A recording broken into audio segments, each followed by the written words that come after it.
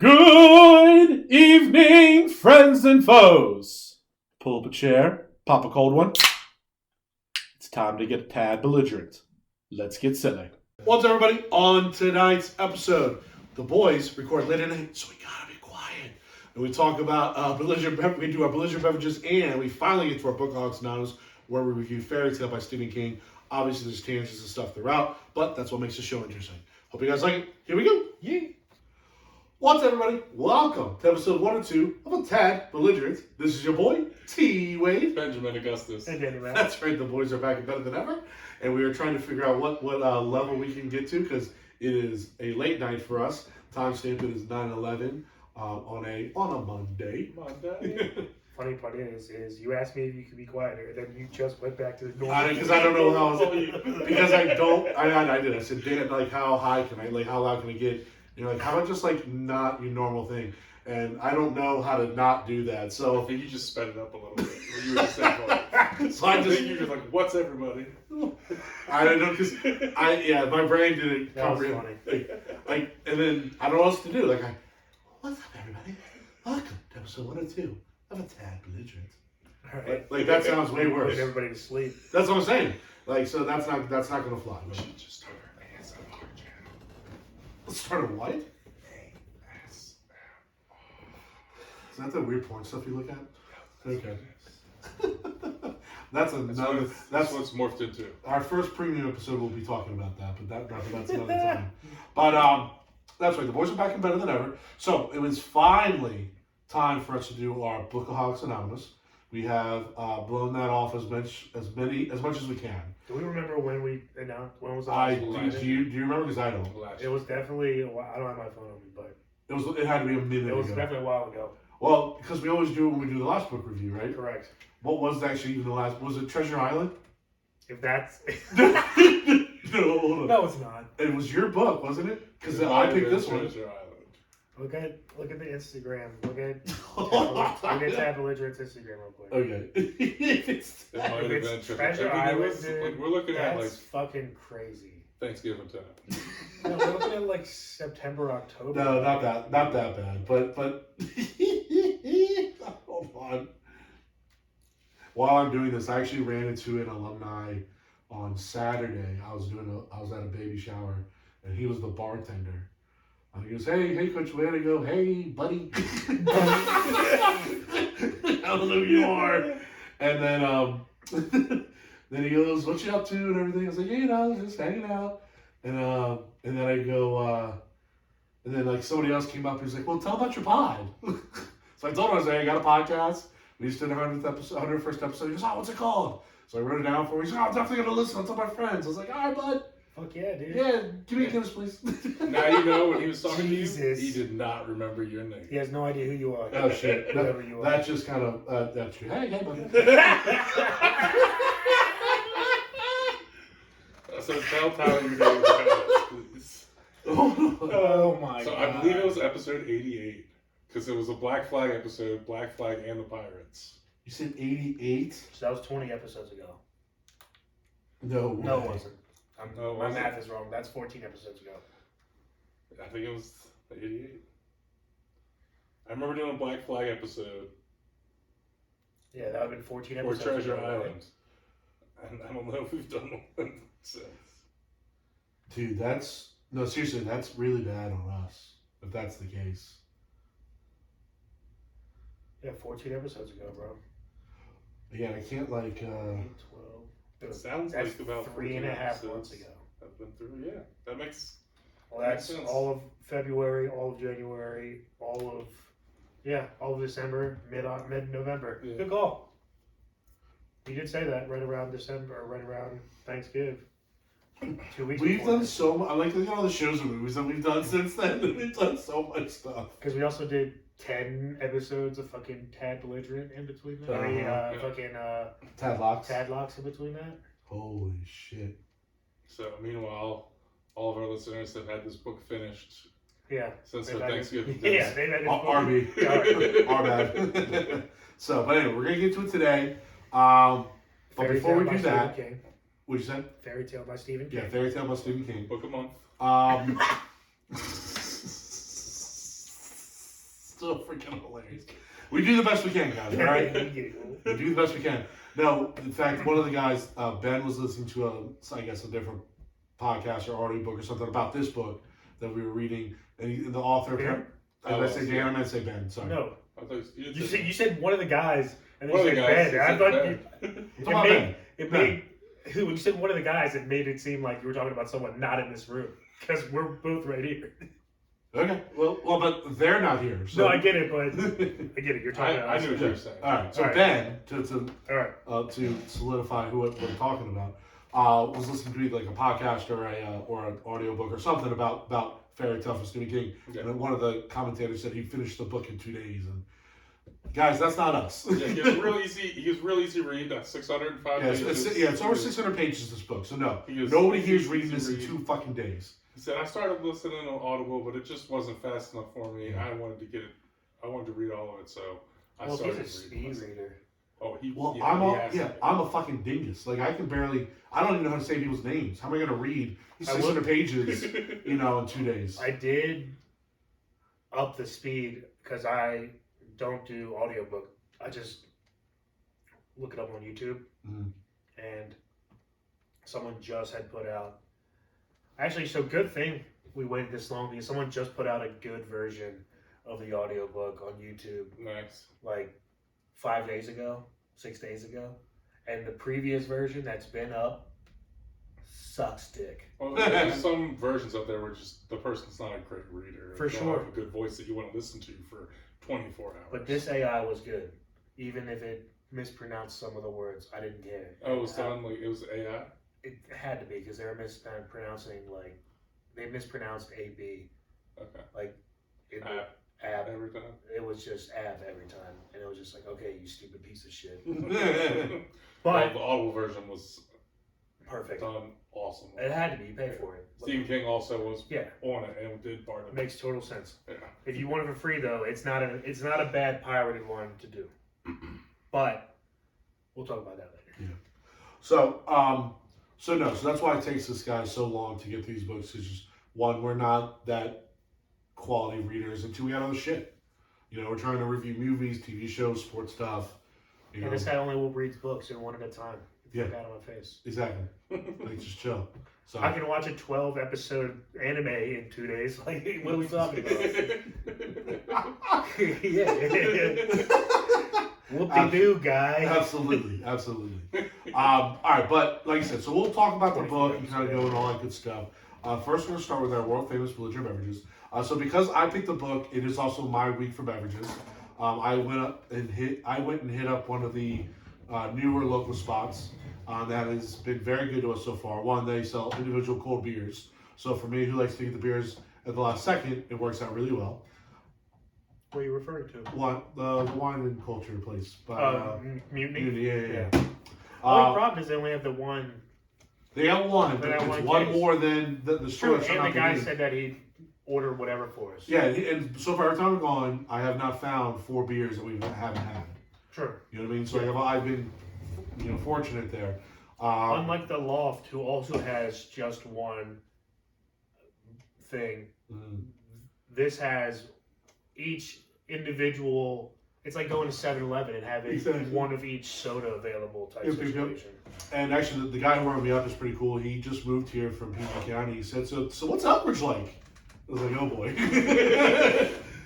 Hope you like alcohol. Well, I told him. I said, "Listen, we're a blue collar, down to earth town. Like, not a lot happens as you're older. If you're younger, the place is hopping. I mean, you know what I mean? Like when we were younger, there was a lot of stuff to do. There's still, it's fine when you're older, but it's definitely quieter. There's a little crowd. Like, not much is going on." He goes, "I feel like everyone here is really nice." I said, "Yeah, there are a lot of nice people around. I would say that. I don't agree with that. From Guinness to stained glass, there's like 10 bars. We drink a lot. We definitely do like to Guinness to stay glass. That's true. Guinness said Baltimore, but they're like, but let's be real close to Elkridge because we know how those folks roll. From 100%. Yeah, so I told him, I said, yeah, and I told him I worked at the local high school. So he was like, yeah, I mean, I'm really liking it so far. I said, all right, well, I've definitely seen it around. So I was like, all right, cool. If you really want to get to know Elkridge, listen to Tab. Well, I was kind of buttering him up first, but I think next time I see him, I'll let him know about the pod and, go from there. Fuck yeah. So We'll We'll do ship a up. full Elkridge special episode. It basically is, yeah. Go over the history of Elkridge. There's a ridge and an elk was on it. The end. Elk is just a big That's deer. fucking hilarious. Oh, there's also a train, but that's a we'll come back to that. Viaduct, Thomas Viaduct. Yeah. Remember, we had a history teacher in middle school. I'm pretty sure there's 8 bars between the same glasses. You're still thinking Still about that, counts them all. which I still love the fact that you're going there. I'm actually. Which, by the way, the fact that there are 8 bars is You can bring that up for the by the way, history of for those who don't know, between stained glass and Guinness is what? 2 3 miles? 3 miles? Yeah, Tops? yeah, give or take. And there's 3 bars there. Yes, I love our town. I love fucking Elkridge. But we had a history teacher at Elms. I had in 7th grade. Mr. Saunders. No. He was like Jones. he was the Mr. guy. Jones. Yeah, we rode the motorcycle. Yes. Ball guy. Ball Yes, guy. yeah. Mr. Jones nailed that. Yes. I remember him telling somebody asked, you know, well, Elkridge, is so irrelevant or whatever. And he actually told a story. He said the Thomas Viaduct actually transported the Gatling gun for the Union to use in battle. And it helped them kind of like end the war like a year earlier because of a basic machine gun. Sweet, we were mowing down them Confederates, dude. Well, he said that's what transported it because it was made in the South or whatever, but it belonged to the Union. So the Union transported it, and the main area that they used was apparently to get into the Union was over the Thomas Viaduct. Once it went over that, it was kind of like apparently quote unquote smooth sailing to get to whatever soldiers needed. But yeah, but then they set it up and just like you said, Sweet. mow motherfuckers down. Fucking sweet. Just like the end of Last Samurai, a movie you don't even like. I respect it though. I wish you liked it more because I love it. I love it as Yeah, well. I want you to like it more. I like it. It's just not one of his better movies, but it is a good movie. Dan's just upset that Tom Cruise is a better samurai than Dan He's a better make-believe samurai. That's funny. Well, and it's listen, not even that true because in my mind, I'm the best make-believe samurai. well, guys, if you want to go back and listen, we actually do have a podcast where we rank our top 5 Tom Cruise movies. We call it one of our filler episodes. So head back to the archive and check that out. And a lot of pretty good content. We list our top 5 Tom Cruise. What we call our donut filler. Is that what it's called? Or So I want to update. is that what it's called? Yeah, though? it's our filler episodes, Yeah. but I want to update it a little bit. I know we were going to try to maneuver into a Mount Rushmore. Uh-huh. I think we should continue to do our top 5, Okay. but we should I'm not like snake Anti. draft it. stage drafted. Snake draft it. So we draft the players Ah. and they're taken off the board, so we don't have any matching picks. Ooh. And it's the top 15. Okay, well, that does will limit our options though, because they gotta have 15 things. Right. But we can broaden this to anything, any top 5s of anything, like top 5 hotels, Yeah, okay. I mean, anything. Yeah, I hear what you're saying. But it can be anything. That's what I'm Okay, saying. okay, I like that. Well, don't we have kind of we have to do some fillers pretty soon, That's don't what we? I'm saying. So we'll think about it. Okay, I like that a lot. So guys, pay attention. And that's to that. kind of fucking super popular right now around the internet. Gotcha. Everybody's doing snake Okay, draft. that makes sense. And I like what you said there, where you know how we don't double dip. Yeah. We kind of show off our content knowledge a little bit more. Correct. Because listen, guys, you're not getting any better content than the 3 of us talking about random shit. And we just got to I come mean, up and with half of something it's that real. has a top 15. Half of it's accurate, I promise. At least. And all we have to do is come up with something that has top 15. Yeah. So it's really not too terrible. Because, like, the reason I said this is I've been watching a lot of Barstool Chicago recently, Okay. and they do a snake draft every Monday, and they do it with 5 people. They do, Because They do like movie theater, yeah. like, and when they did top 5 things about movie theater, they did like ambient, like experience, overall movie theater, Wait, like popcorn's the first pick, first of all. like food wise, What are we talking and about? then like seedings first. no, but I'm saying like it's when they're like and then Butter beat off is number 2. Yeah. like they'll have grievances like up You know there what butter too. beat off is? No, It's where you I mean you have a giant tub of popcorn. You put Yes, now I know what you're you talking cut a hole, stick You your did, tongue you did. through, I know. and then the other person goes in there. The only reason I'm laughing a little bit is just your reaction while telling this. you just You're like a little kid. beat off the butter. You never had that? You never had a little butter beat off? The salt sucks. Don't do salt. That stings. But butter beat off? Yeah, that's a real thing. Hey, Howard. All that stuff. It's just too greasy. No, not for you. You sit back and relax. Greasy for them, but that's the lube that they get. You're going to go to school at the end of the weekend. It's just like, greasy. wow. For them, you face. Not what And then my Johnson. What? And Who my cares? Johnson. That's the sacrifice you make. You're All right. going to school, and all the kids are like, "Yeah, I can't wait to go to the movies." You're like, why is everyone talking about the movies in the hallway? That's too fucking funny. No, first time I heard about Butter Beat Off. Oh my god. He's still on it. No, because I'm still talking about it. No, Pitch Perfect. I'll never watch Pitch Perfect and not feel feelings. So that's the first time you've heard the term? No, well, Butter I Beat want to. Off? No, I was trying to be coy, but the first time, but now we didn't use like the bowl, the bucket. You use the bag because it unfolds on the bottom, so it's just easy to rip it open and do your thing. I'm just saying, as long as you've known about this longer. I mean, I've known about it Pitch beforehand, Perfect. but I'm actually kind of upset with you as a fat person to waste that pop. I'd rather have the jerk off. I'm just You saying. can't just, Would you eat as a half fat person, Did you why eat didn't half you of just it have her first? jerk No, you I off? had to eat to get down there. You No, eat part of it I'm first. saying, why don't you just have her jerk you off and then have the fucking popcorn right up here and just eat this shit while you're You getting need the- jerked off? you need the I was so shelter. excited she was into it that I didn't even worry about this. Like I was You just need the like, I shelter will. off the popcorn bag or box, so it's not strange to This guy all wasn't the other thinking. people watching the movie. That's hilarious. All right, beverages. You also have to sit in the last row. Or if the theater's empty, it doesn't matter. It's true. Very true. So there's that. All right, Pitch Perfect. Again, I have special feelings about that movie. So Every time I watch it, I just get a little warm I inside. don't know if I ever want to watch it again. Rebel! All right, let's get You are into it. quoting the movie and not the name of the chick, right? Huh? That wasn't what you screamed out? No. I was naming an actress in the I movie. know that's That's from the funny. movie. I just wanted to make Yeah. sure. No. What are we doing All right, first? what are we starting with? Let's That's do. fine. This one too. I kind of found 4 that we haven't done, so I don't think there's really You did? any particular. As someone who likes to do it one brewery at a time, you fucking jumble fucked it all. for This was the sure. first time I've done that. Okay. No, because you're right. Like, guys, whenever I do my show, I And definitely. you're all over the place. A I am. cream ale, a sour. I what know. is I this? definitely A German Schwarzbier, and then what? We're just doing these 3. Original drink. Okay. So the cream Which ale, one the did you put sour away? I ale, don't know. the Dewey. Is Okay. that the one you wanted to do? No, that's fine. We can do 4. Nah, that's fine. We'll save it for another time. This one, honestly, Put the reminds German one me away. of the book. What'd you say? Put is that the tall, skinny? Yeah. The German Schwarzbier? Yeah, save the Tall, German. dark, and handsome. Yeah, save that for later. And it's funny, it's actually, the picture on this one actually reminds me of the book. Of the book, yeah. Yeah, because I know I have a Dewey Beach. That's this one. That's more of a stout, which we've done a lot of sours from Dewey. Mm-hmm. Then we have a sour from Duclaw, right? Correct. Which I'm interested in, And then a cream ale from Jailbreak Brewery. and a cream. Yeah.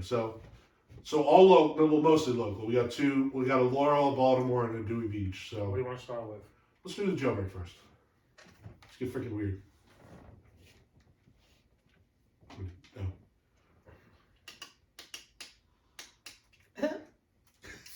Okay. All right. What's it called again? White Russian cream ale. Russian. I'm not gonna lie to you. I've Uh-huh. seen this before, and I've never read it because I've always been interested in it. But as soon as it said White Russian, I was turned away because I was just like, ew. You don't like White Russians? I like White Russians. I mean, they're okay. It's just I don't want to have. Can I finish this off? Yes. I don't want to have the cream. Can I finish this off? You don't have the what, sorry, bud? I don't like a creamy. I don't like a creamy alcoholic drink. Oh, and this is episode 102, correct? That is correct, yep. All right, so for a little information on the White Russian, it's only 5% ABV. This comes in a 12-ounce can Yes. from Jailbreak Brew Company, which is again located in Laurel, which is not too far from here. Actually, the can says 5.5, so online says 5. We'll go 5.5, but the can says. It's kind of a cool can. You know, it's got like a little. Is that like a lady dancing on a carpet kind of deal? What are you talking about? It's the dude, bro. I can't. I don't have the picture. You took it from me. It's the dude from fucking. What? Big Lebowski? Yes. Okay. He always I talks did about not. Russians. Okay, now I get it. Yeah, Big Lebowski. Sorry about that. So now I'll say this. I thought it was Jesus. So It kind of looks like I mean, Jesus. At quick glance, the dude Relatively looks like cheap. The Jesus. can only $2.89. Only $2.89 for this beer, which is really cheap. I like the smell. Cheers, boys. I need some WD-40 for this fucking chair.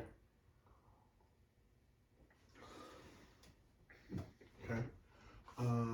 We've had better cream ales. I don't get any White Russian from that. So here are the notes. It's light and color yet full in flavor. An appropriate marriage of golden malts and perfectly roasted coffee from our friends at Creamery Roasters. I get the coffee. A hint of vanilla is added to recreate a White Russian worthy of the dude's respect. Jailbreak abides. I get the coffee. I get a hint of vanilla. Mm-hmm. I do as well. Kind of. Actually, I get the coffee really good. I think the coffee really I think stands the coffee out. stands out. Yeah. For sure. I don't think this should be called a White Russian. I think this should be called like a coffee cream ale. I guess I need to know. A White Russian is just like a vanilla cream It's a cocktail made with vodka, and like milk. coffee liqueur, Yeah. and either milk, cream or milk. Yeah. But no, you have the coffee, so True. like it's not the substance of it. It's like I hear what you're saying because like those are thick and creamy. You're right. This is not like this. This is not even though it's labeled a cream ale. It's not really creamy. I mean, this looks like almost like an IPA. When you look at it. But we've had smoother cream ales though. for sure. I don't know if I had a coffee cream ale though. Because Puka is a cream ale and that's one of our better ones. Mm-hmm. Oh yeah. Oh, unfortunately, I'm comparing every cream ale we've ever had. Or that's sorry, a golden. Sorry ale. to the rest of cream ales. That was a golden ale, sorry, but the golden cream ales are pretty similar. Actually, I kind of like this. I just took a big gulp. Like the cream was a little more potent at that time. I'm kind of digging this. Now I'm not like in love. You know what I mean? Like No, but it's a solid beer. I think that's the best way to put it. It's a solid beer. Okay. Especially if you got it on draft. I think if you did this on draft, I think it'd be a little bit better. But that's almost weird to have a White Russian draft. I feel like you have to pour it out of a mug or like you know what I mean. That would be Yeah. weird. I mean, it's weird getting it out of a can like this. That's true. That's true. Great. I could have multiple of these, no problem. I think it's a very tame alcohol percentage, so you're not going to get drunk. It's relatively tasty. I could have this mostly probably with desserts, just because of the coffee aspect. I don't know if I'd have this with like a burger, or pizza or anything like that. This is like my starter or ending. I feel more of an ending. I think if you end with this, you've had a good night. Yeah. That is, you bring in this is your Felix Batista. Finish this thing out. Let's have a good night. Flash forward. Foreshadowing for next week's episode. Tell no one else. I just do that to disappoint Dan. The subtle head shake is all I'm looking for out of Dan sometimes. All right, you guys ready for scores? Ready? Okay. See. This is tasteful. Okay. It doesn't blow you out of the water. Like it's not that type of beer, but excuse me. I enjoyed this. It's also cheap. Like I'm kind of honing in on that. This was less than $3. Sure. As far as craft beers and stuff. Yeah, for sure. I mean, that's Bud Light price. Yeah, and I'd have a million of these before I have one Bud Lights. You know what I mean? So Then you get a 30-pack for like $25. can you do Yeah, that? but That's what 30-packs are. 30-packs are like $20 to $25. In They this always economy? were. At least they always were. I haven't Yeah, I bought a don't 30-pack in a think long so. time. Yeah, I still think it's about $1 a beer or less. you might be right. I don't have anything to dispute that, to be honest with you. Any information. to I think an dispute 18-pack is like $14, that sounds right. give or take. That sounds Less about than right. $1 a beer. So yeah. Okay, fair enough. But they get more expensive the less you go. Like Yeah. 6-packs are Yeah, like probably 19. Agreed, but still, Six-packs are six-pack is over still $6. less than one of these is. But this is once again a craft beer, so Right. that's where you get the price increase. Mm-hmm. For I sure. mean, 6-packs for like $8. Yeah. And a single guy's probably $2. Ish. For sure. All right, for scores, I'm gonna go 7-6. 7-6. 7-2 for me. Okay. You're just sitting here watching me. I literally didn't look at the scores because I saw you put in a 7 first, and then you were stopped, and you didn't put anything in, and I was like, perfect. I'm not gonna look, and then I just looked over there, and you were fucking 7-2. Fuck. Yeah, I mean, really good beer. I enjoyed the coffee from it. It wasn't a burnt coffee flavor. A hint of vanilla. It was a nice, refreshing beer. There we go. So I wouldn't put it on Felix Batista's level. So, but it's Is it more of a Tyler Wells level? Yeah. Okay. Yeah, it's more of a Wellsian. Hey. At least I'm hoping. We'll see what Batista does this year. I'm hoping he's better than this. I'm gonna go 7-3. Good beer. I don't know. I would have liked a little bit more from it, but I liked it. Like I would have liked I don't know, a better cream ale, because Oh yeah, We've I had think the vanilla really could have been better. we've had really good cream ales, like just smooth wise, and like this was a Scotch bitter, but I think that might have been the coffee. So who knows? All right, number 2. Number 2. We're going with. What do you want to Let's do? go Smoke Secret stout? Machine. Stick with go chocolate and then end with sour. So this is 11.5%, Oh shit! Even Yeah. better. and that's 5.5. No, I like my choice even better. Is it 11% really? Yeah, Dewey beer, chocolate bars, and mocha stars. Holy shit! One pint. Dewey Beers is quickly becoming one of my favorite brewers. So if this is a banger, I might have to reconsider my power rankings of breweries. Oh, well, I mean, it's your top Delaware brewery for sure. Oh, it's my definitely top Delaware for sure. You can kill it.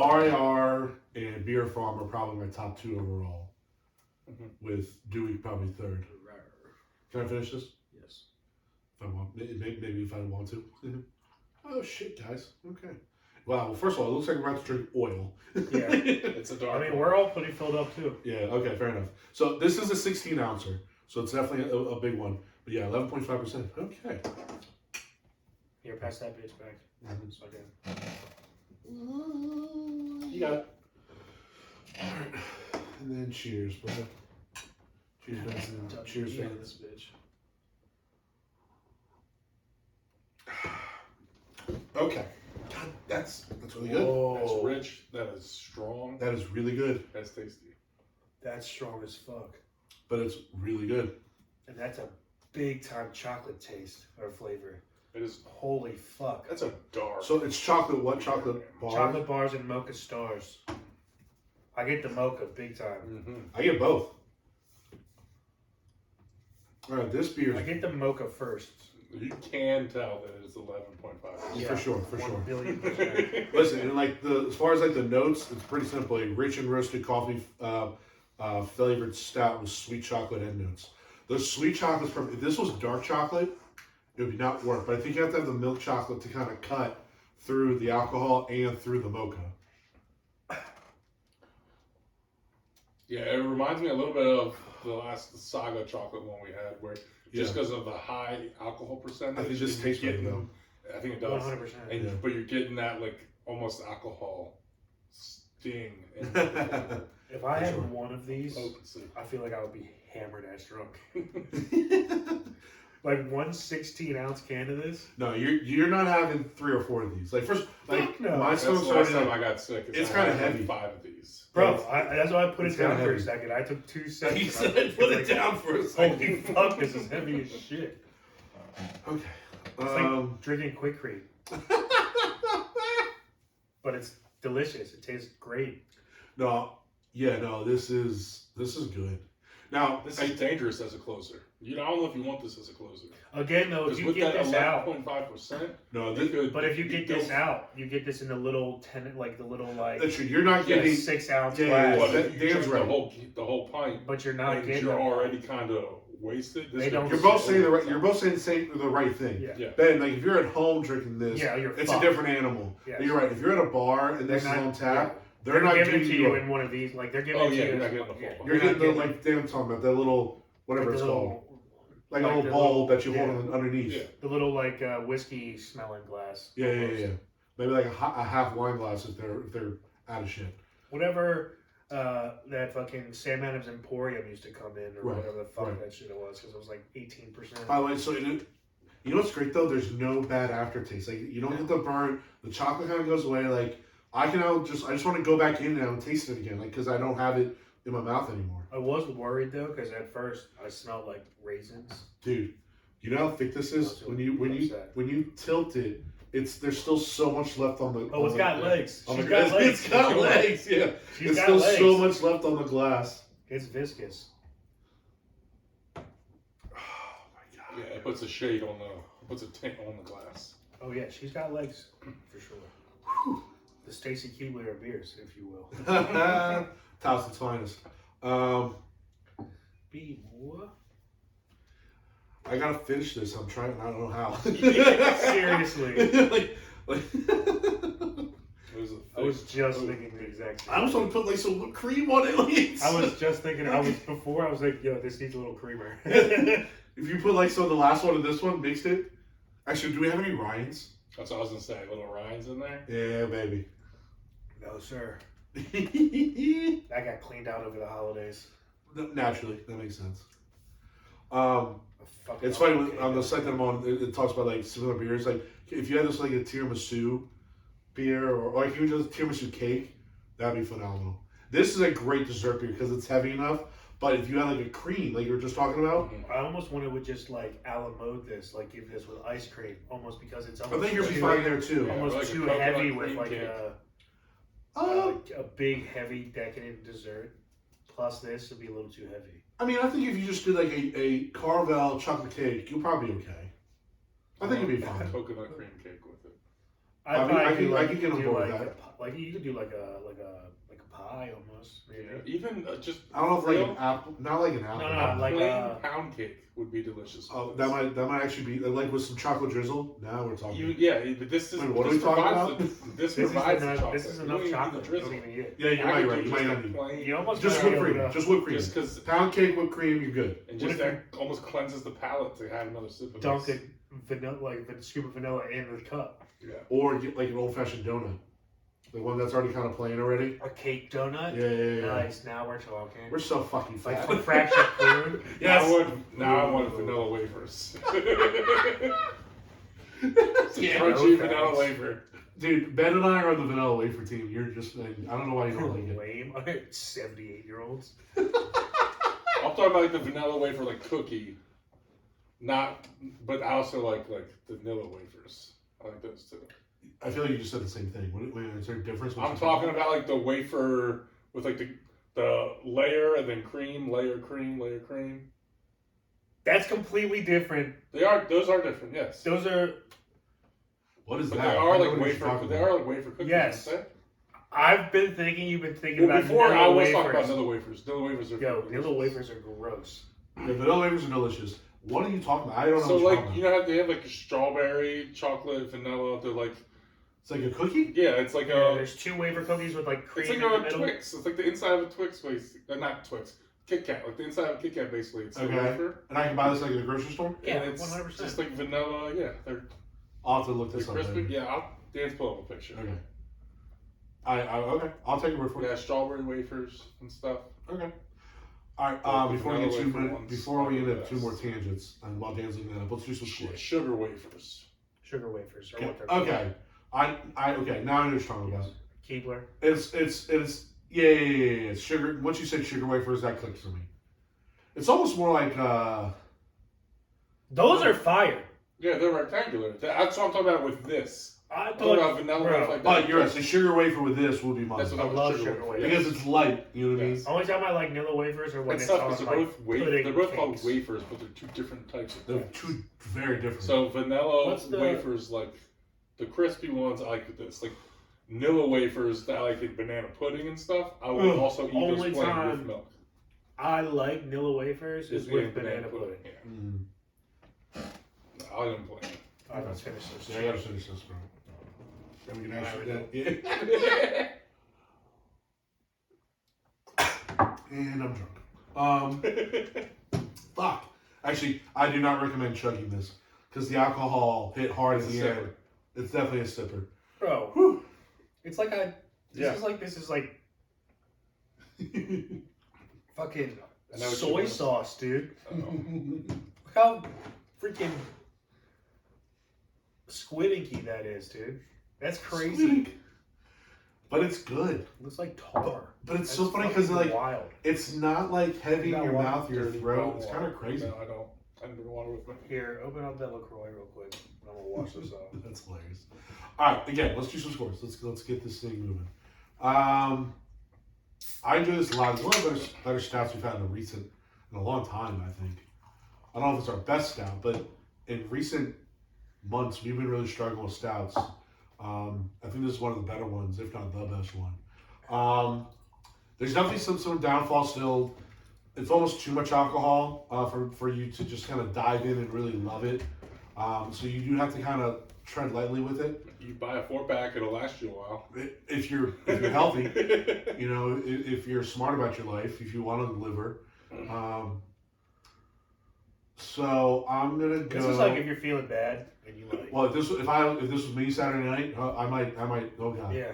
I might have had like a 6-pack and just not woken up Like the you next get day. fired, crush 4 of them. Crush Foreman, that's right.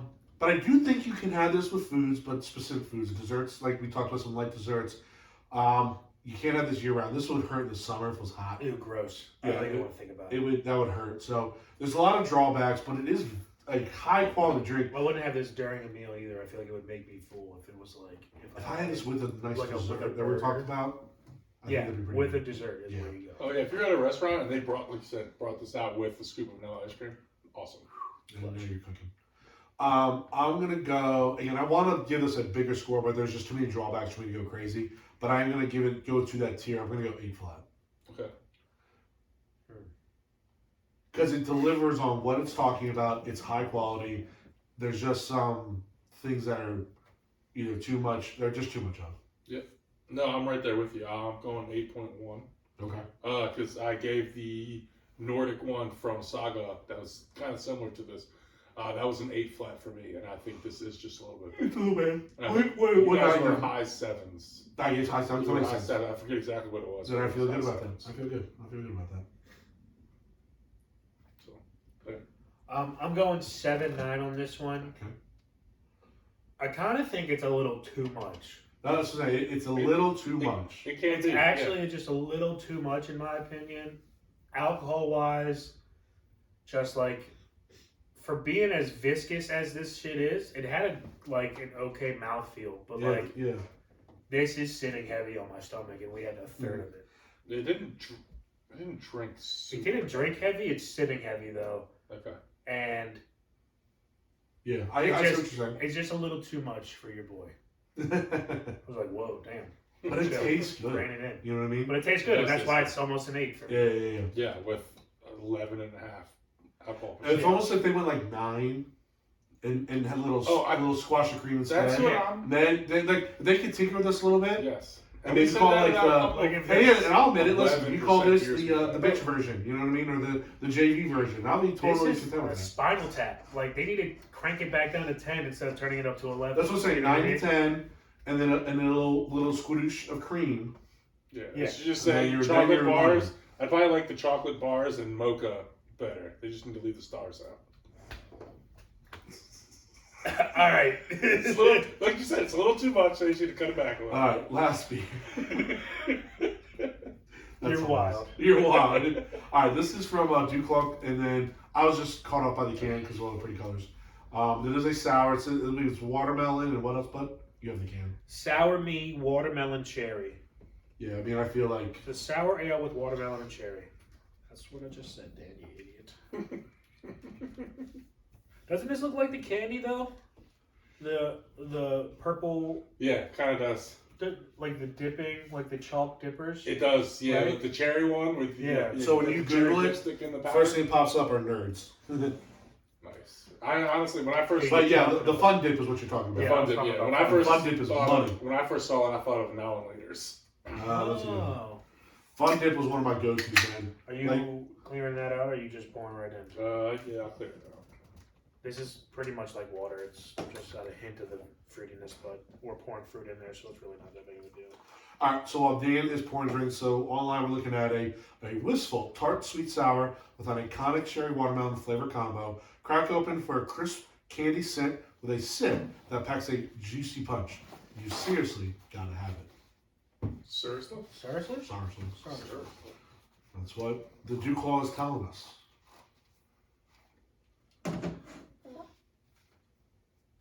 You got some fuzzies in there, but you don't care. Okay.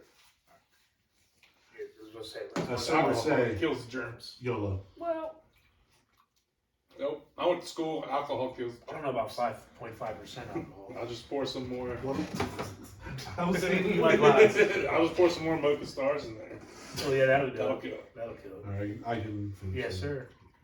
Unless you have a lot, and then you can. That's another plus to having the chocolate Unless you want stars some or more. chocolate bars and Mocha Stars in your fridge. If you run out of cleaning product, you About probably use it. 1 billion All right, percent. this smells delicious. It does. It smells like candy. Ooh, that does sound good. Smelling like candy. Okay. Okay. I like this a lot. Whoa. I like this a lot. A lot. It's sour. I'm surprised you like it. I like it a lot. But you know what? But it's not too sour. You know what I mean? It's also not too tart. Like, I feel like I'm drinking melted it's candy. so light and refreshing. That's what I'm saying. It's super fucking light and refreshing. With a little sour. This is actually like, a you know little what bit this of is? This is like a tart, like a really tart apple juice. It's melted Yes, it candy. is. This is a really tart apple It juice. is. I get apple more than I get watermelon. That's the second time we've had an apple juice drink that you kind of Love it. honed in on. It's because Apple juice all is I the best. drank when I was younger was apple juice. Yeah, bro. I hated water. Mom was like, you have to drink something besides milk. Yeah, so I'd go through. I drink a lot of milk. I go through like 2 gallons of apple juice and 2 gallons of milk like a week. Big facts. Big We facts. spent way too much money on milk and apple juice in my house. Me and my sister used to fucking wolf down a gallon of milk in like every 4 days. Yeah. 5 days. And At my mom least. would have to go back. Or she would have to get a gallon and a half every time at the grocery store just to last us through the next time. Yeah. I drank whiskey when I was 8. Right out of the sippy cup. My dad let me have a beer when I was a kid. It was awful. He let me taste his. Yeah, no. It was so bad. Yes. And then We've so, all, yes. So like 2 years later, I walk into the garage and it's my mom and her boyfriend and they're drinking and everything. And I thought I'd be all smart and the cap was on my mom's beer. So I went up to fake drink it. Well, it was just resting on the beer. It immediately fell off, poured right down my throat. I'm like, oh, this is awful. And everyone starts cracking. I'll never drink again. Ever. My dad used to. My dad used to make like cocktails, and he would have like this big, like plastic cup with like diet soda and like Bacardi or Right. Captain or whatever. And like in my family, we're like the tourists for what we call the drive-by. You drive by like a plate, just grab something or a drink, even if it's not yours. Just take a sip. I fucking like just you know what I mean. And I fucking did this with my dad, like in a fucking big ass cup, and I took like a big ass gulp, and I was like, "Ah, my throat burns! What is this poison?" And my dad, first of all, my dad's like pissed. He goes, "Stop drinking my shit." Bro, I just poured that. That's literally what he's like. You know, fucking wasted. Like, you're gonna go find my stash now, refill it for your mom gets home. Now you know your dad was making Jimmy's. Oh, totally. Yes, for sure. No, for No sure. wonder you can handle them so well.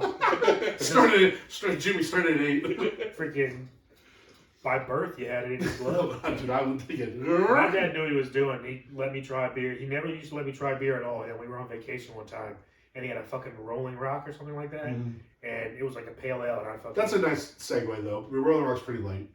False. I hate pale ales. They suck. Well, but Rolling Rock's like the first like legit beer that I got, and I was 16 and cut my neighbor's yard, and he goes, "It's a hot day out there," and he goes, "You deserve to cool off," and he tossed me a Rolling Rock. that's Nice. awesome. And I looked at him, and I lived like 2 houses over. I was like, "Heck yeah, let's do this!" And started drinking. So actually, we need to go back. Hey, this new beer store guy listening to the show. Shout This out is Howard. outreach. This is outreach. This is Yes. outreach. This is outreach. But I was used to drinking like Bud Lights in high school and shit. Like, so when my dad let me try Fancy. I did Natty Lake because I was poor. well, that's like Natty Ices and Natty Lights and Ice, shit like yeah. that. So when my dad let me try a Rolling Rock, I was just like, what is this fucking hoity-toity beer? You fucking Chris? So my dad, when we were like 17 and stuff, when working on the summer, he would get like a 6-pack of like Mike's Hard Lemonade. And, like, Yeah. you guys can have like a Mike's Hard Lemonade or two. And it's like Nice. it's cool because we're having a drink with your dad and having a good time and stuff, but it's like you aren't getting tipsy or Fucking Mike's messed up Hard or anything else Lemonade. on Mike's Hard Lemonade. What a failure of a company.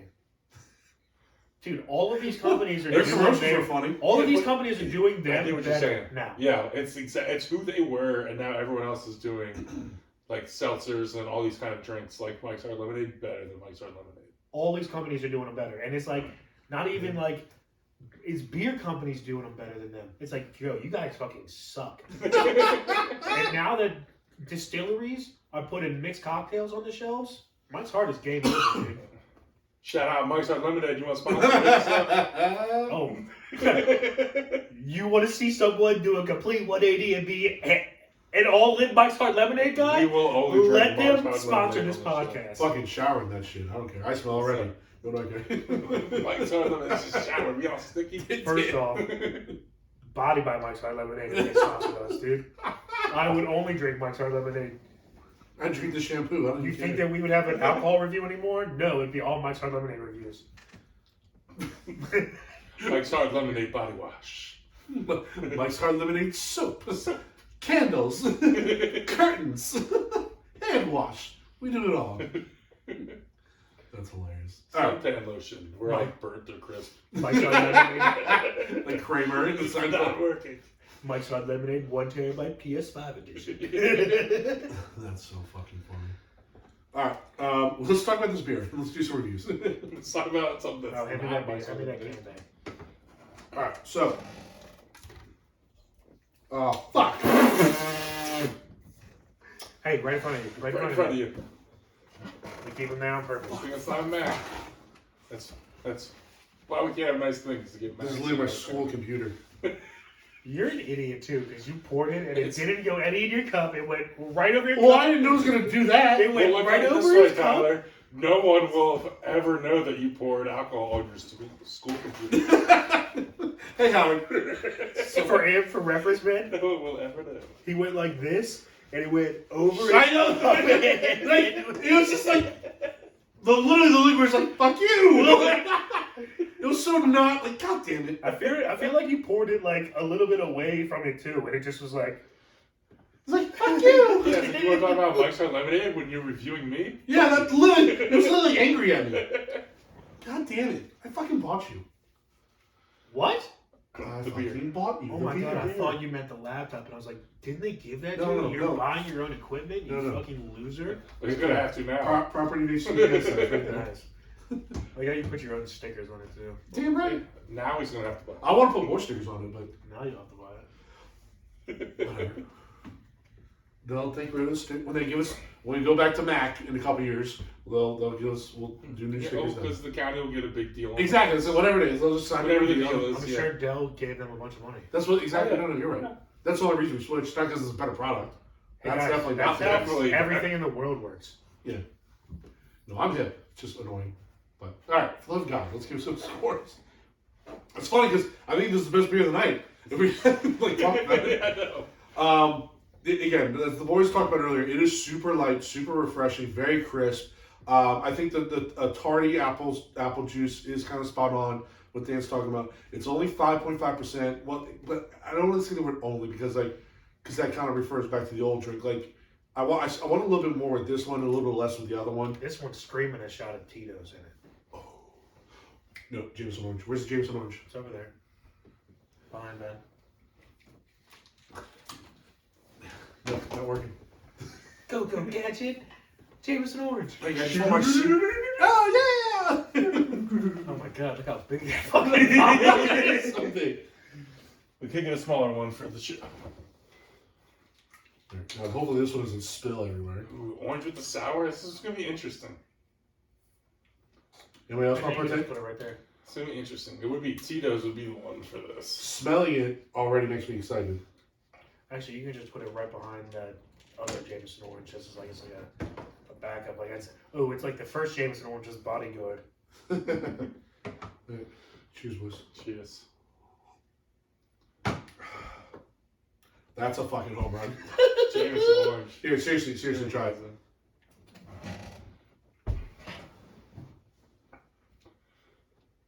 I Wait feel a like minute. Jameson Orange can be mixed with anything. And It make smells good. like Sprite now. It has a little carbonation to it somehow. I don't know. The citrus magic of Jameson Orange. That's that. like, dude, it's fucking nuts. I don't believe him. I don't believe you. Just finish it. It works. No, it definitely fucking works. It works. That's pretty fucking good. The sourness at the end kind of hits with the citrus, Yeah. and it's almost more of a pucker, but it's good. But like you said, it almost makes like that lime pucker that a Sprite has. Like if Yeah, that's the what you got smell to is amazing. It smells so good. Jameson Orange is just the accoutrement to life. That How did we you- end up reviewing the best beer of the night and still talk about Jameson? Damn you, Jameson. Davey Jameson. All right. For real, you want a sponsor? We hype you up more than anybody. TP. Let's go, Jameson Orange. Let's go. We'll fly there tomorrow. Yeah, Do a I review. will. Like it's nobody's business. All right. All right. It was better with Jameson Orange. I'll just say that, but that doesn't mean that this is a lesser product. It's just that it just works very well with Jameson Orange. But the 5.5 gives you the room to add on a float or Right. two if you want. To splurge, you know, so 100%. It is the best beer of the night. I really enjoyed it. Again, it's almost a palate cleanser how crisp and light and smooth it It is. is very refreshing. But you can have this year round with any food. You have a gazillion of them. It's going to taste good. You're going to be fine. This is a good score. I'm going to go kind of high. I'm trying to kind of tame myself, but for me, it's probably one of the best non-cream sours I've ever had. Maybe the best. Sure. So I'm going to go 8.5. Okay. I'm right around there with you, actually. Yeah. That was really good. It is good. By the way, Jameson, 9.0. With J.O., 9.0. I went 8-4 for this watermelon. Really good, like we said, refreshing. You can drink it year round. I agree. Just a darn good beer. Yeah. It's sour, man. It's a really good. Now, these last two sour beers we've had have been two of my favorites. What we had, I believe it was last episode, was really, really good too. So, I don't remember. It was one of the ones that Kev gave us. no, it was, the ones that Kev gave us, it was after his episode. I'm going 8.6 on this one. Agreed, this is the best beer of the night. Light, refreshing, just enough sour. It was delicious. You can have this any time of year. Starting your night off with your meal, ending your night. This is just. DuClaw's really fucking good. They're like they're a local brewery that never really kind of misses. Yeah, it sucks that they left Run the Mills. It I'm does not. suck that it I'll be misses. honest. I'm not the biggest fan. I've had a lot of beers that I didn't like, We've had pretty good success. but on we the also show. had some good stuff there. So I'm kind of lukewarm about it. I've liked their beers more on the show than I did when they were at in Runner Mills. But I love their restaurant at Runner Mills. I thought it was great. Yeah, we need Their, to try their out. buffalo chicken sandwich was fucking awesome. I used to get it all the time. We need to try the new place that's there, World Craft Beers or whatever it's called. Okay. Okay, all right. So that wraps up a pretty successful, actually very successful, I thought. Belligerent Beverages, Yeah, probably good one of show. my Good better show. ones for Yeah. sure. Good I show. definitely had some stinkers, so I think that's one of my better ones. So shout out to wine culture, one of my new go-to spot. Just to be honest, my new go-to spot. Nice. So, all right, we are now going to transition to Book-A-Holics Anonymous, as we kind of talked about at the beginning of the show. It's our book club essentially, but it's kind of focused on just three dudes. We're not reading, Little Women or anything like that. We're just kind of reading guidebooks. Like no, so the first few rotations through, we were doing a lot of classical stuff, like Treasure Island, Tuesdays with Maury. I did a couple John Grisham books, so books that have been out for a while that are kind of popular. We did kind of do a little bit of curveball, a little bit of adjustment. Now we're doing newer books. This is the first quote-unquote newer book. This was written in 2022, published in 2022. It is one of the latest renditions. I don't think it's the latest anymore. I think Stephen King put something out after this. It's crazy. He's a machine. He is a machine. But this is definitely one of his newer books. It's called Fairy Tale. Okay. So Fairy Tale is kind of I don't think it's really groundbreaking kind of in its nature. This story's been told a billion times. Yeah, I mean, there's a little bit of Lion Witch in the wardrobe kind of sense, and where the main character finds a portal to another world and explores that world. But this is my favorite type of anime, which is a sekai, and it's essentially you get transported to another world after you die, or something similar to that. Mm. But this is essentially what it is, just like Narnia, just like. Yep. You get transported to another dimension, another world, another plane of existence. Yeah. like Ant-Man. Like Ant-Man. Yeah. I think one of my favorite parts about this book is because it's a story that we've heard so many times before. It's a story that's been told before, but he pulls in every element of the story. He pulls a piece from a well-known fairy tale, a well-known story and book that's been written, and he uses that to explain his situation that he's in and compare it in a way. And there's so many references in this book that while it's a story that's been told over and over again, and he basically tells you that by bringing in all these references, it's still a new story and uses all those stories and combines them all to write this new story. Mm-hmm. So when you look at the story, it's like a combination of all of the fairy tales. It's a combination of. So it's like the combination of Jack and the Beanstalk, Rumpelstiltskin, and Alice in Wonderland. 100%. Yeah. So now with all those though, those are very on the surface kid level stuff. Where with Stephen King, you're always going to have a little deeper. You're going to have more complex, more weighted discussion. So Charlie, who's the main character, he lives with his alcoholic father, and his mother died earlier in his life, tragically. So he paints a picture that Charlie's, dealing with some shit.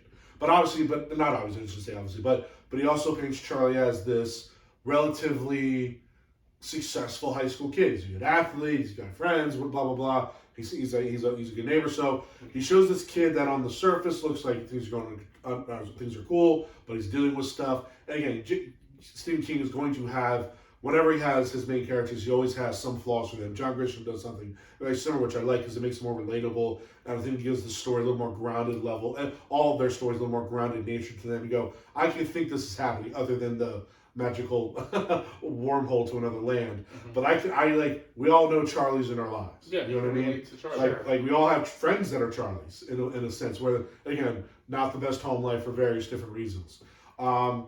So one of the things that I thought though with the book was I definitely thought it was a slow burn at the beginning. 1000%. It took we all knew what the plot was going into it. That's part of the reason why I chose the book. Is when you read the plot, you go, "This is something I'm interested in." So I knew that we were venturing into another world. This would be a perfect book to turn into a movie because all they would need to do is cut the first 15 Well, chapters. that's what sucks. They are making it into a movie. Are they? It's already been sold. Oh, I did not know This would be a perfect movie. I'm very excited to watch The it. last 12 chapters are the good part of the movie. They will take the first 200 of the 600 pages and they'll combine it to like 20 minutes. Bro, I think more than that. I think the first 18 chapters. So it's like the first 200 to 205 pages before he actually goes to the world.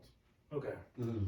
But they do a really good job of building this character and building his relationship with Radar and with the old man who I'm blanking on his name right now. Mr. Bowditch. Mr. Bowditch. I've heard it. And Howard, Radar's Adrian. Mr. Bowditch's dog that Yes. Charlie develops. Howard So Bowditch. they do a really Adrian good job Bowditch. of fleshing out Charlie's home life and the kind of person that he is, and everything with Radar and Mr. Bowditch and First 10 chapters are fucking and everything. snooze fest. It takes a while. It takes No. a while to get through, but I never saw it as a snooze fest. But I did reach that point where I said, "All right, when's he going to?" I know he goes down these stairs and goes to another fucking world. When is this going to happen? And that does creep up, but I wasn't bored by any of the material. Not bored, but I was definitely like, let's I was get ready there. to get into Yeah, I was it. ready to get to it. Yes. Because I understood what Stephen King was doing. Like, they had to show that he was kind with his relationship with the neighbor, Mr. Burge. They had to show that, again, he had struggles. So you had to kind of create all these different layers with Charlie, because whatever he was getting into, knew he was going to tap into all those things. Like, Yes. Stephen King is very meticulous in his details of what he's trying to paint. Like, he's not going to make you think Charlie's a nice guy without him being a nice guy in the crux of the story, or again, talk about his struggles when he's not going to talk about his struggles in the depth of the story. Like, so he's laying the foundation for what's going to happen, which I think I'm kind of in line with Ben on this, and Dan, you probably are too, not to say you're not, but I'm understanding what he's trying to do. But good God, let's go. And you also needed to get to learn Adrian Brodich and see, when just he was there first. He laid his path first. You got to get to know him and learn who he is to understand Charlie and the situation that Charlie's in right now and that this world is in right now. Right. So this is a classic Stephen King where it's in first person. So you're in this, you're figuring everything out with Charlie. Which I enjoy. I was gonna say, like, he didn't really. Mr. Bowditch didn't tell him shit about the other world. Like, he had to figure all this shit out that the world was going Yes, through. which is on one of his the own. parts I always hate about these stories. It's like, if you just would have said something to me sooner, I could have been so much more prepared. But you still needed to. It still helps learning who Mr. Brodich was, and But like, he did all that, like, on the thing that he left Charlie. Like, yes, the entire But first 10 chapters. you were still getting to know him in a way and getting to. It was slowly you were learning, getting pieces of the puzzle, and things were unraveling. Right. I get it, but just like Tyler was saying, like, after a while, I was just like, okay, bro, we get it. I get what you're it. doing. Yeah. We don't need once I got it, I felt like he spent another 10 pages still doing it. Yeah. He's You got know what I another mean? 2 chapters. But I'm saying, but with each individual thing. Oh, yes. You know what I mean? Like Correct. we're just talking about, here, we're going to develop this friendship. Okay, I got friendship. Let's move. And this could be just our 2023 brains, you know what I mean? Like, let's let TikTok brains, let's get the next thing moving. But I just, that's maybe one of my biggest quibbles about the book. But I do think once we got into the new world, I did appreciate the time you took to explain the new world and the details, especially like the extravagant details about what the world looked like. I was able to be immersed pretty easily because of all these details. Well, that's why I was surprised it took so long to get there, because I thought that's what was going to take the 10 chapters of explanation, was because he didn't explain anything to the kid beforehand, so he was going to go there and figure everything out. Yeah. So I figured that was going to be the long drawn out part of the thing where he was explaining and getting everything explained to him. Yeah, I get that. That's what I But- was thinking too. It was the first part, and it was just like, I want to get away from this fucking number 1 Sycamore Drive. So it's like I said, I found myself really wanting to get to that new world, and I couldn't wait till it happened. But I enjoyed and understood and still gained something from the first 200 pages. It's weird. Like I was impatient at the beginning. When I got through it, I was kind of like reluctantly like, okay, you know, but I still kind of wish I think I would have enjoyed the whole book experience more if it was 500 pages instead of 600. I guess that's what it comes down to. Yeah. I would have liked it being the same length, but 30 to 50 less pages Okay. in the world and then more into the story. I'm just saying, give me the same No, length. same amount of pages, but yeah, in the first part and put into 50 less pages of the new world. scene 1 and 50 more pages in scene 2. Yeah. Or act I'd 2. have liked to put more into I got the you. new world. Yeah, And 100%. tell that story. I would have rather 100 more pages in the New World and 100 less pages See, before. too much. All right, man. Do we want to go into detail of the New World? No. Let everybody read it for themselves. Okay. Because It's tough. I mean, our listeners have had that's what I'm kind of 5 torn. months, They've had time, but 3+ months to listen to well, it. let's see how far Or we read this. Let's just go another step and kind of. I've already almost broken like the spoilers Yeah, a bunch of times. said a name already that I shouldn't have said, but Well, no, you talk about British and the dog. That's not. I just said his first name. Oh, okay, fair enough. I said his first name too. Well, I was Doesn't able to matter. keep control. Said his and did first name. Adrian? Yeah. That doesn't matter. He only just flopped his names. The only thing is just there's part of the book where Charlie's dad looks into him and thinks that his father bought the house. Yeah. But his name is Because he Howard looked like Adrian Brodish. Yeah, but his name was just Howard. That's all we knew his name No. was. They said his full name was Howard Adrian Brodish. And then he was Adrian Howard Brodish in 60 years ago. Yeah. Or whatever. Fix yourself. All right, we do have a couple of discussion questions that we'll kind of again just give our thoughts and opinions. There's a bunch on the site that Ben found, so kudos to Ben. We do like 4 or 5. Yeah, so we'll just kind of play it by Maybe ear 4. and kind of go from there. So the first one. Okay, I like I this would one. like to because- get to 19. That's towards the end. I'll make sure we get to 19 then. Okay.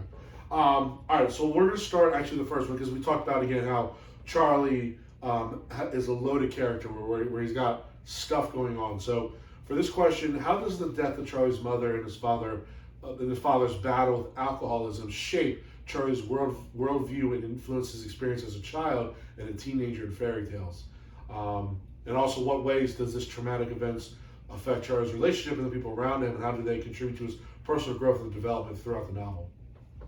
Well, definitely being the caretaker of his father while his father was going through alcoholism and going through all those tough years definitely led to Charlie taking care of Mr. Rodich. Yep. I mean, and not just one, there's the big thing there where he made the promise to God that, let this happen and I'll answer the call next when you say I'm needed and when you call me to do something.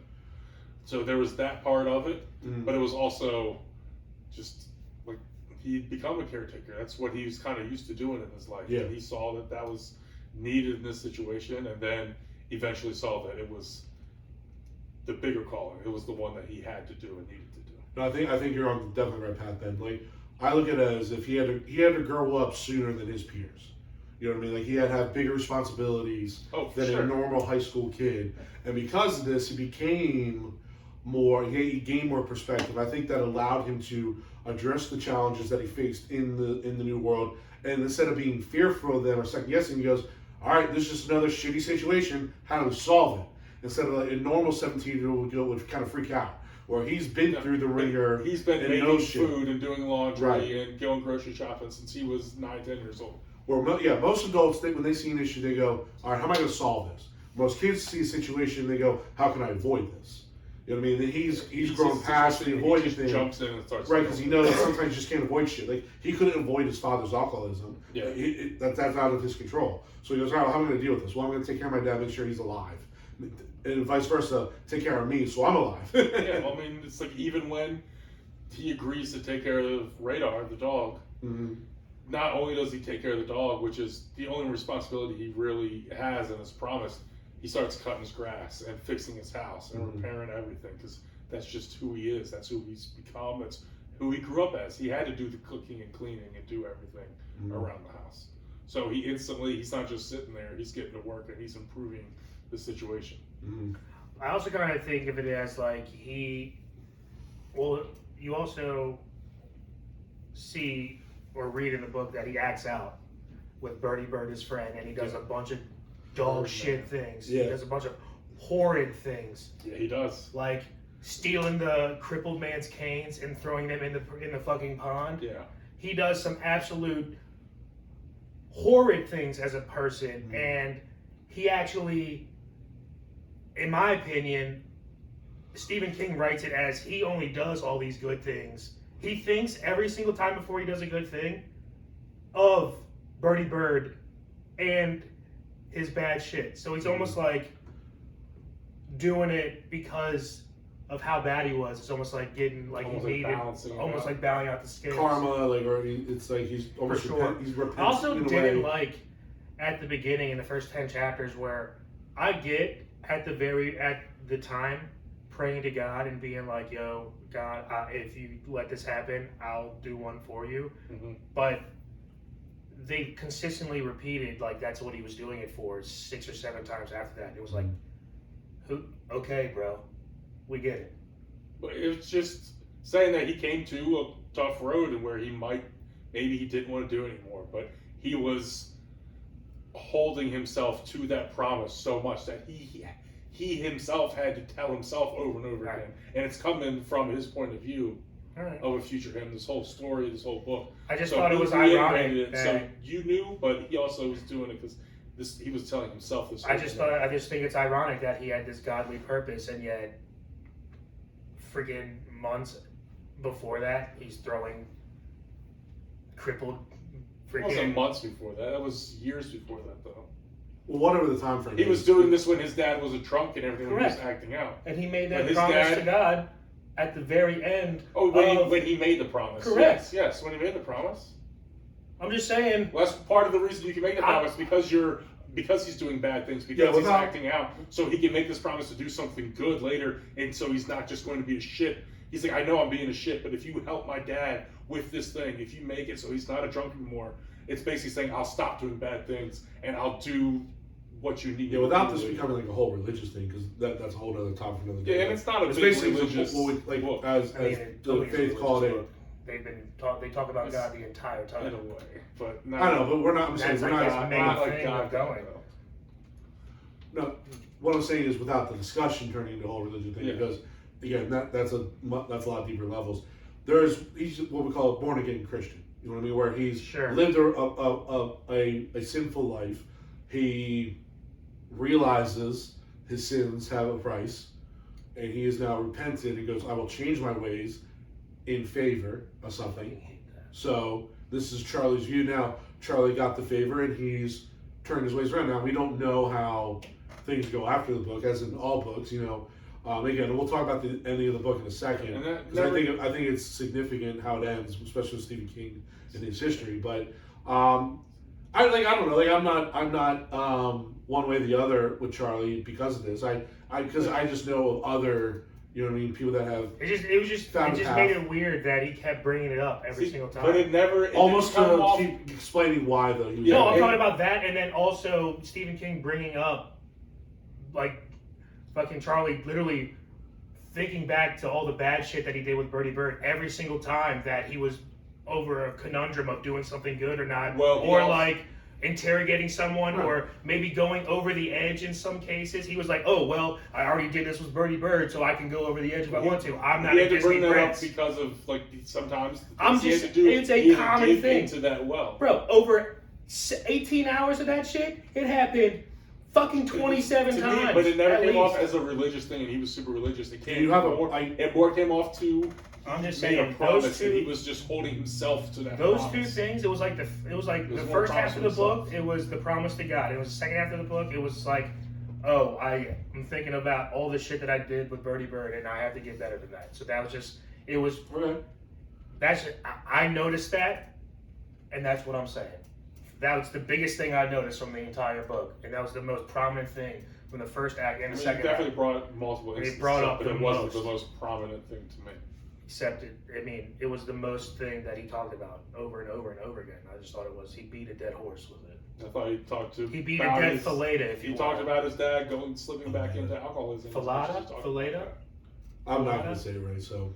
What's the horse's name? Filleta? He was beating a dead filleta with it. That's all I know. So, moving forward, how does Charlie's journey to this help him grow? Again, we're kind of talking more about Charlie's growth and development as a person. Again, and this goes into kind of a is honing what he honed in on.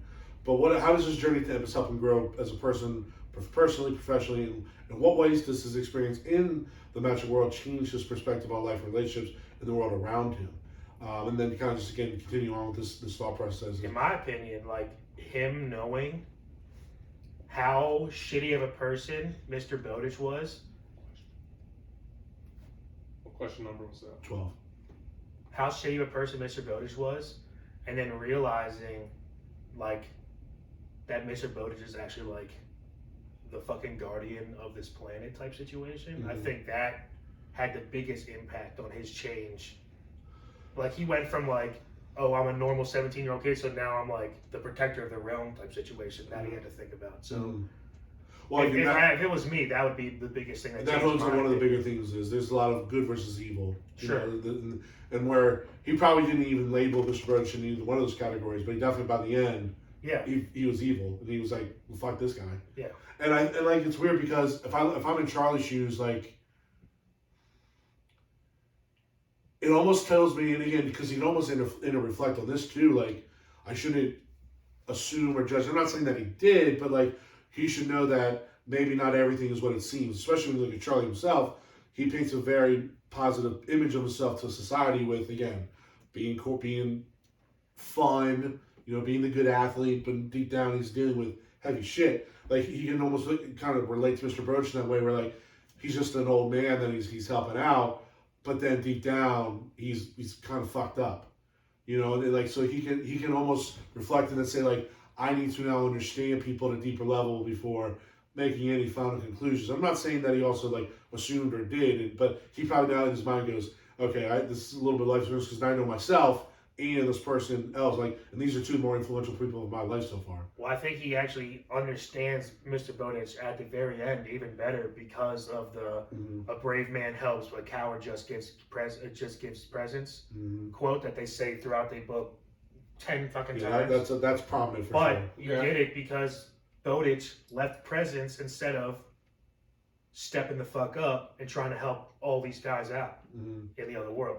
Yeah, and leaving it to and I think that's why because Charlie first hears him say that when he's in the hospital and he's not feeling well, and then when Charlie brings it up to Mr. Bowditch later on, he denies saying it. And he goes, "I don't know what you're talking about," right? Because he's still living in shame for what he did, correct, in the previous. So Charlie, he sees that in every piece of equipment, every gift or piece of technology he sees from his world, from our world that he sees there.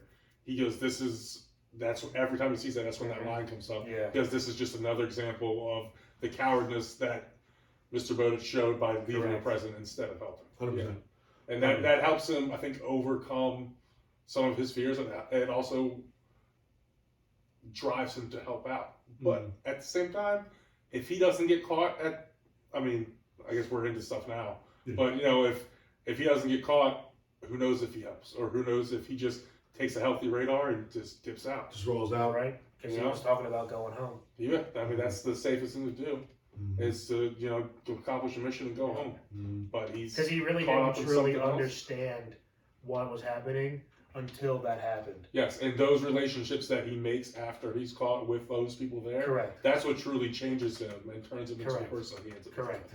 And of course, knowing what's going on and the previous people you've met along the way, what this all means to them. Yep.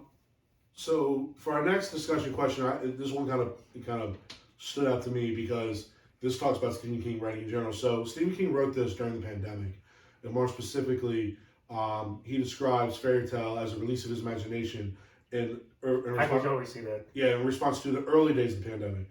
So, that makes total question sense. to you guys is: how do you think the pandemic influenced the themes and ideas in the novel? If do you think they had any effect at all? And are there any ways in which the novel speaks to the 100%. challenges and fears of our current moment?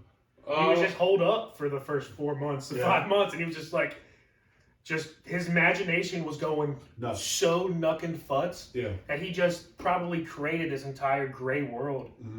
Right. That's almost like a utopia. 4 months you're talking about being held up? He said that Stephen King wrote this during the pandemic. Oh, you're talking about Stephen King being cooped up. In the pandemic. So and he wrote specifically this the in the first early part days about of the pandemic. Yeah, specifically the early part of the pandemic. So how do we think that influenced? One of the things I saw or I read in the book is with Charlie when the old man was gone at the hospital and Spodich was in the hospital. Charlie was at the house by himself, and he was doing all the repairs and home improvement stuff. Meanwhile, he stopped doing all of his major activities. He wasn't doing baseball anymore. He wasn't hanging out with his friends as much. And that's kind of where we were as a society. We weren't doing all these activities with our friends. We weren't doing, we didn't have intramurals and sports that we were playing. You were at home, and a lot of people were watching YouTube videos and doing home improvement and fixing up stuff around the house. Now, it wasn't Charlie's house, but he was still... I mean, he was still going to school and shit. He was still going to school, but he was separated more from his friends. After school was over, he came back and did this. And he was more doing stuff by himself, just him and his dog. Him and Radar doing stuff. No, so it's just one of the little things I saw. And I thought he created this parallel utopia that he could go to escape to, but one that had flaws that he had to kind of work for. Especially, I always think that the parallel utopia was our world, and that because you think I think the parallel they had COVID. They had a. Well, I was getting virus. to that. Yeah, they had the greatest. I was getting to that. They had something that was they had COVID. Right, but he wanted to. But he tried to cure it and solve it. You know what I mean? Like and fix it. Yeah. Like so, in his way, he's fixing his utopia. Stephen King is Dr. Fauci. Well, I think Mr. Brodich is more Dr. Fauci, but that's a whole again. That's another discussion for another time. But there's a lot of parallels again. We talk about maybe the government or media with Mr. Brochi. Again, someone that you think is something, but they're really something else. You know, that's a whole nother Ryan conspiracy pod for another day. Shout out, Ryan. Oh, she's sick. Give her the vaccine. The sundial. Yeah, exactly. What happened? I don't know. So the fact that it's super clear when he went to when he went to the other world, this illness. But again, the fact that he was trying to cure it to save it, where if this wasn't his utopia, he would just leave it and say, "This place blows. It's going to die. Also, I'm leaving it alone." Is MODOK the king of that world? Do you remember like episode 17? I mean, chapter 17 or 18 that showed the king of the other world? It looked kind of like MODOK. I'll just have to. I'm not gonna lie to you. I'll just leave that up to you, bud. No, all right. I'm gonna show you guys the picture. It was cool that they had all the illustrations in the book. So this is Ben's question that. I think we actually kind of covered a lot of this early on. Well, we can just kind of really just hammer it home. So, Fairy Tale in the book is described as a creative and fast-paced novel. I guess to each their own on that as well. How does King use pacing to help the reader engage and invest in the story? Are there any particular scenes or moments that stood out to you as far as particularly effective? And how does this novel structure contribute to its overall effectiveness? So I'll say this: I do not think it was fast-paced. I don't really agree with that narrative. Again, the first act and a half, 2 acts are very methodical. He's laying groundwork. He's explaining things. It's such a slow burn. It's not fast-paced at all. Once he gets into the new world, it is fast-paced. It picks up. It picks up, and I'll get you there. Maybe it's quote-unquote fast-paced in the second/third act, but definitely not in the beginning. Really, though. It picks up, but then you look at the time, and it's like, fuck, there's still 6.5 hours left of this book. Yeah. Which I enjoyed every second of, and I wish there was more detail, even more story in the new world. Well, I'll tell you this: he got me invested more in the new world. He got me. The other question is, how does he get you engaged and invested? He did this by the details of the new world and how beautiful it was, and how different it was, and how unique it was. Those details got me immersed into that world almost immediately. He's also one of the goats. Like, he is. But he's obviously talented in this. 100%. His name's on his golf bag, if you will. That's a fact. So his skill set got me immersed in it. Not a fast pace, but definitely once we crossed that barrier and it was like a whole new world, I was able to really get in and get, like I said, immersed and invested in what was going to happen, because you knew once he was spending so much time on it and so much detail, you go, this is important, this is significant. We're not going back anytime soon. Like this is important. I got to pay attention. So again, that's when I became in. Yes, and once you got into the new world, that's where you started seeing the Stephen King of a little horror and creepiness, and you got into the city, and the descriptions that he was laying down, the words that he was using. I mean, to describe everything, it was. I'm not used to seeing fantasy in like a horror, creepy way. Like this There's is a lot of parallels between That's fantasy not and fucking horror. MODOK to you? That's close, yeah.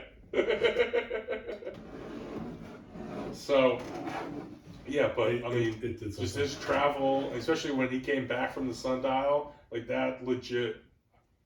There were some scary like horror moments in there, and I'm not a big horror movie fan. I think I like horror better in a book. Well, there's a lot to be said with horror in a book. Like, I mean, sure. Yeah. No, you're right. I mean, sure, that's in fucking MODOK's cousin, dude, right there. I'm conceding your point. Yeah, sure. That's gonna be our freaking. That's gonna be our episode picture. That's like, No, Ben. Like I used to read horror stuff. Like I read Alien of Horror, which was phenomenal as a book.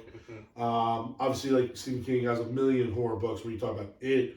Pet Cemetery, like he definitely thrives in that world. So I would say you made a comment that it's weird. I feel like fantasy and horror have a lot of parallels. They actually. do, I guess. But lot. I'm used to seeing TV. A lot of TV shows and movies you watch isn't so much horror. This, like just the town, the way he described that whole city, the way, I mean, everything ended up at the end. That whole scene, the whole scene at the end, and fighting the big bad. That was like legit horror, scary ass shit going down. Anytime you're captured in like a fantasy-esque medieval time scenario situation where you're in a dungeon, Army of the Dead. that's fucking creepy and scary as fuck.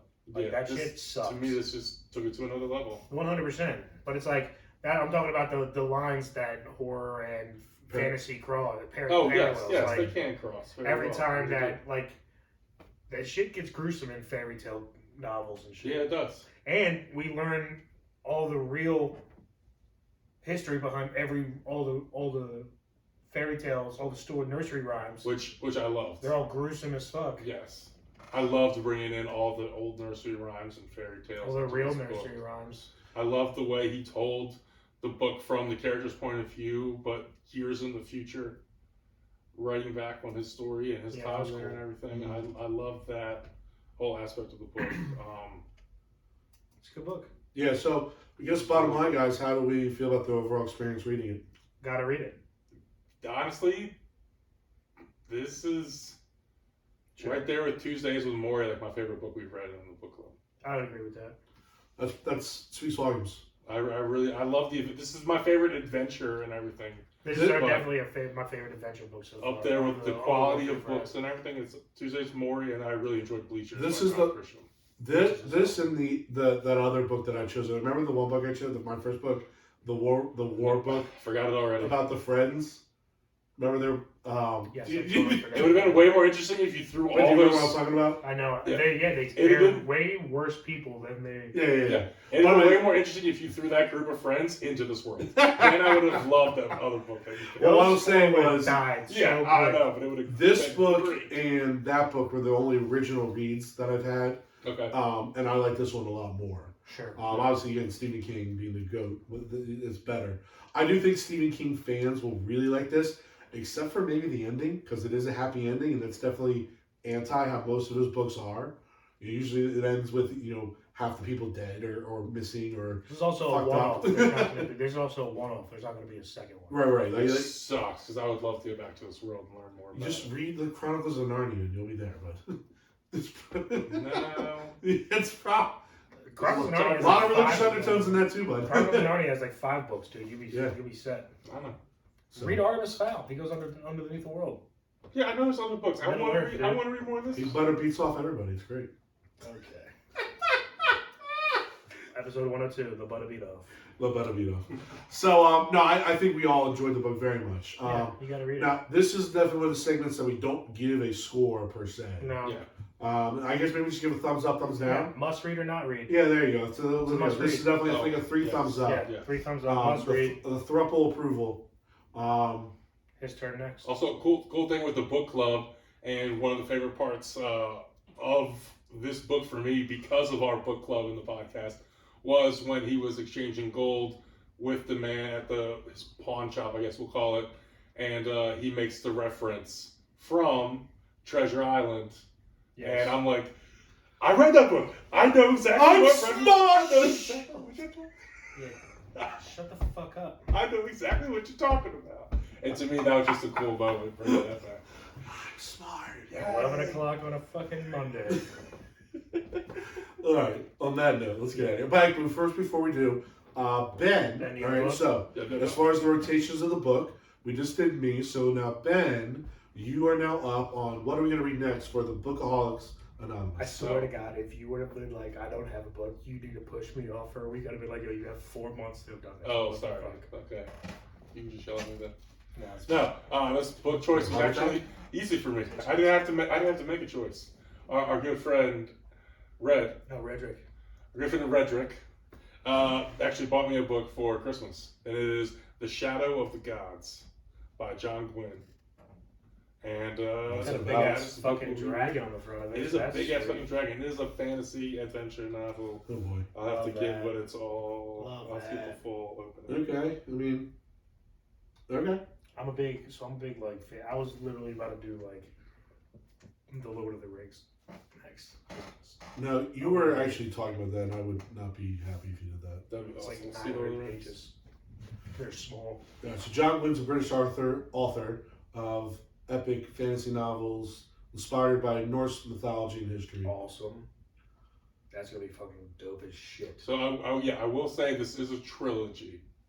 Perfect. We will only be reading the first book here, but it's a trilogy. Our friend Pat also said that he's on book 3. He loved it, so we have some Well, good that's gonna be close terrible. personal recommendations. Well, that being said, too, it's Yeah, also a but new I'm book. looking Kind of turns me It's off. a new book. Yeah, it was yes. published in 21. You said the last place in my fantasy league liked it, and he's already on play. It's I hilarious. don't know if I like He it. said that before he came in last. Alright. So you mean during his losing season? Yeah.